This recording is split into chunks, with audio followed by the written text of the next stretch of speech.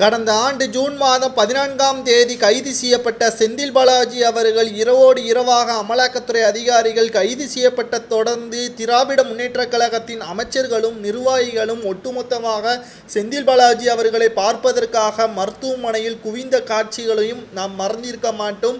செந்தில் பாலாஜி அவர்களிடம் இருக்கக்கூடிய ஆதாரங்களின் அடிப்படையிலும் வாக்குமூலத்திலும் பல அமைச்சர்கள் சிக்குவார்கள் என்று எதிர்பார்த்தார்கள்.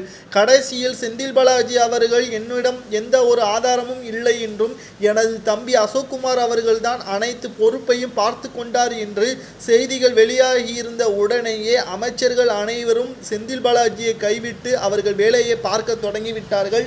ஆனால் செந்தில் பாலாஜி அவர்கள் அமைச்சர் பதவியையோ அல்லது எம்எல்ஏ பதவியையோ இதுவரைக்கும் ராஜினாமா செய்யாமல் தான் இருந்தார். ஆனால் நேற்று இரவு திடீரென்று தனது அமைச்சர் பதவியை ராஜினாமா செய்வதாகவும் முதல்வர் அலுவலகத்திற்கு கொடுக்க போவதாகவும் நேற்று திடீர் அறிவிப்பு ஒன்று வெளியாகியிருந்தன.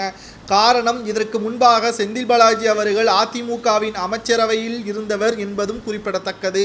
அந்த அமைச்சரவையில் இடம்பெற்றுதான் போக்குவரத்துறை அமைச்சராக இருக்கும் பொழுது வேலை வாங்கி தருவதாக 100க்கு மேற்பட்டவர்களிடம் பண மோசடி செய்ததன் காரணமாகத்தான் அமலாக்கத்துறை அதிகாரிகள் செந்தில் பாலாஜியை கைது செய்ததும் குறிப்பிடத்தக்கது.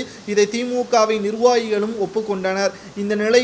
இந்த நிலையில்தான் செந்தில் பாலாஜியிடம் வசம் இருந்த அமைச்சர் பதவியிலான மதுவிலக்கு ஆயத்தீர்வை, மின்சாரத்துறை 2 அமைச்சர் பதவிகளையும் தற்பொழுது நிதித்துறையாக இருக்கின்ற தங்கம் தென்னரசு அவர்களிடம் ஒப்படைத்தார் ஸ்டாலின் அவர்கள். இலாக்கா இல்லாத அமைச்சராக 4 மாதங்கள் வரை சிறையில் இருந்த அமைச்சர் செந்தில் பாலாஜி அவர்கள் தற்பொழுது திமுகவிலிருந்து விலகுவதாகவும் சிறையிலிருந்து விடுவிக்க வேண்டும் என்றால் உண்மைகளையும் வாக்குமூலமாக கொடுத்தால் மட்டும்தான் ஜாமீன் பெற முடியும் என்று மனைவி கூறிய பிறகு தனது அமைச்சர் பதவியை ராஜினாமா செய்ததோடு மட்டுமல்லாமல் ஸ்டாலின் அவர்களின் கைது செய்யப்படுவதற்கான அனைத்து ஆதாரங்களையும் அமலாக்கத்துறை அதிகாரிகளிடம் இன்று வாக்குமூலமாக செந்தில் பாலாஜி அவர்கள் கொடுக்க போவதாகவும் தகவல்கள் வெளியாகி இருக்கிறது.